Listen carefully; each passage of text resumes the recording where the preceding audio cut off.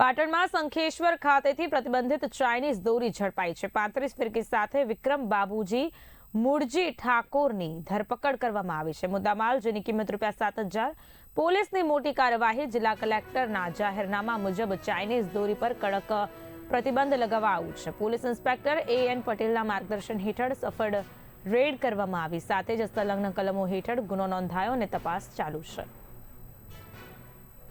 જિલ્લા કલેક્ટરની જાહેરનામા મુજબ ચાઇનીઝ દોરી પર કડક પ્રતિબંધ લગાવવામાં આવ્યો છે। પોલીસ ઇન્સ્પેક્ટર AN પટેલના માર્ગદર્શન હેઠળ સફળ રેડ કરવામાં આવી છે। સાથે જ IPCની સંલગ્ન કલમો હેઠળ ગુનો નોંધી અને આગળની તપાસ શરૂ કરવામાં આવી છે। શંખેશ્વર ખાતેથી પ્રતિબંધિત ચાઇનીઝ દોરી ઝડપાઈ છે। 35 ફિરકી સાથે વિક્રમ બાબુજી ઠાકોર નામક ઇસમ ઝડપાયો છે।